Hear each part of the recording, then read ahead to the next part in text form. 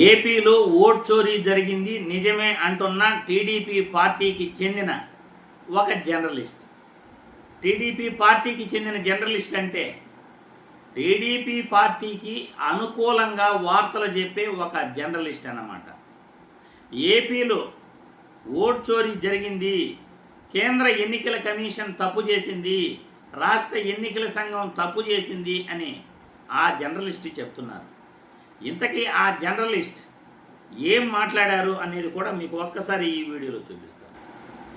ఏంటంటే నేను ఒకసారి ఎలక్టరల్ రోల్ ని కూర్చుని ఎక్సెల్ లో కన్వర్ట్ చేసి ఎక్కడెక్కడ మనకి హిస్టారికల్ గా ఓట్లు బాగా పడుతున్నాయి, ఎక్కడ బాగా పడట్లేదు అని ఒక కాన్స్టిట్యుయెన్సీని నేను 2 ఎలక్షన్ స్టడీ చేస్తే ప్రెడిక్ట్ చేయగలను. So that is the power of contemporary data and data analytics. So మరి అప్పుడు నేను ఇక్కడ 80% లో గెలవను అని నాకు తెలిస్తే నా ఇష్టం వచ్చినట్టు ఓట్లు పెట్టుకోవచ్చు, దొంగ ఓటర్లను క్రియేట్ చేయొచ్చు.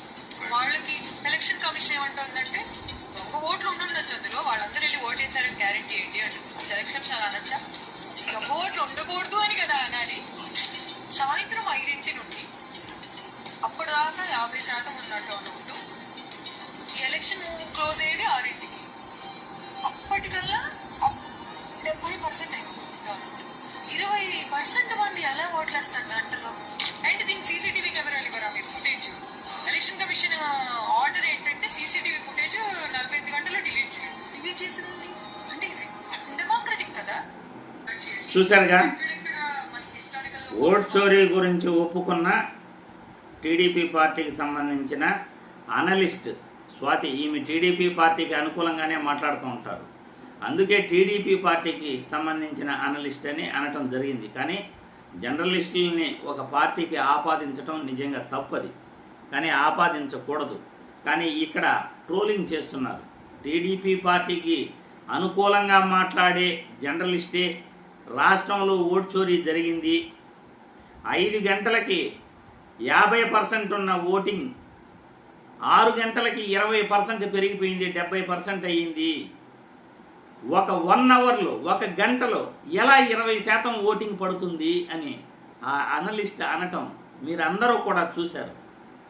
రాష్ట్రంలో దొంగోట్లు ఉండొచ్చు, దొంగోట్లు ఉన్న వాళ్ళందరూ ఎందుకు వేస్తారు అని ఎన్నికల కమిషన్ అనొచ్చా? అలా అనకూడదు కదా.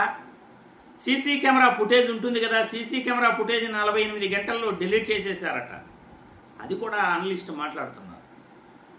ఎందుకంటే గతంలో మనం ఎన్నోసార్లు మాట్లాడాం, రాష్ట్రంలో ఓట్ చోరీ జరిగింది, ఎన్నికల్లో తేడా జరిగింది, ఈవీఎం బ్యాటరీలు పర్సంటేజ్ తగ్గాల్సింది పోయి ఎన్నికల రోజు క్లోజ్ చేసేటప్పుడు 60% ఉంటే కౌంటింగ్ రోజు 90% బ్యాటరీ చూపించింది. అంటే బ్యాటరీ పెరిగింది అంటే ఆడ మిషన్లో మార్చేసి అయినా ఉండాలి, లేకపోతే వాటికి ఎన్నికలు అయిపోయిన తర్వాత ఛార్జింగ్ అయినా పెట్టి ఉండాలి. అలా పెట్టకూడదు కదా, ఛార్జింగ్ పెరగకూడదు కదా. ఛార్జింగ్ తగ్గాలే కానీ పెరగటం ఏంటి? ఈవీఎంల మిషన్ల పైన డౌట్ వచ్చినప్పుడు క్లారిఫై చేయాలి ఎన్నికల సంఘం, కానీ ఎన్నికల సంఘం క్లారిఫై చేయట్లేదు, దోపూచులాడుతూ ఉంది, దొంగ మాటలు చెప్తా ఉంది. కంటెస్టెంట్కి డౌట్ వచ్చినప్పుడు ఎన్నికల సంఘం నివృత్తి చేయాలి. ఎందుకంటే కంప్యూటర్ యుగం, 108 రోజులు ఫామ్ 20 డేటా పెట్టలేదు. ఈవీఎంల పైన, ఈవీఎంల బ్యాటరీ పైన, ఓటింగ్ సరళ పైన 1 అవర్లో 20% ఓటింగ్ పెరగడం పైన అనేక అనుమానాలు ఉన్నప్పుడు ఈవీ ప్యాడ్లోని స్లిప్పులు కౌంట్ చేసి చూపించాలి. కానీ అలా ఎన్నికల సంఘం చూపించట్లేదు. అంటే ఎన్నికల సంఘం తప్పు చేస్తూ ఉంది, ఇప్పుడున్న అధికార పార్టీకి కొమ్ము కాసింది ఎన్నికల సంఘం అని అర్థమవుతూ ఉంది. తప్పు జరగకపోతే ఎన్నికల సంఘం ఎందుకు డేటాను 48 గంటల్లో డిలీట్ చేసింది? ఎందుకు ఈవీ ప్యాడ్లోని స్లిప్పులు ఎందుకు లెక్క పెట్టట్లేదు? కంటెస్టెంట్ అడిగిన డౌట్లు ఎందుకు నివృత్తి చేయట్లేదు? 108 రోజుల్లో ఫామ్ 20 డేటా ఎందుకు పెట్టారు?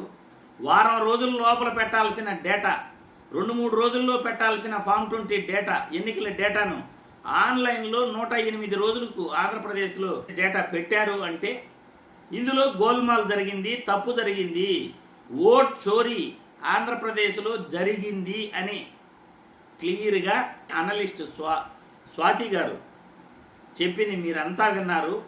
మనం గతంలో విశ్లేషణలు చేశాం. కేంద్ర ఎన్నికల సంఘం తప్పు చేసింది, రాష్ట్రంలో ఓట్ చోరీ జరిగింది అనే మాట ఇంకా బలం చేకూరుస్తూ ఉంది ఇటువంటి మీడియాలో వస్తున్న వార్తల పట్ల.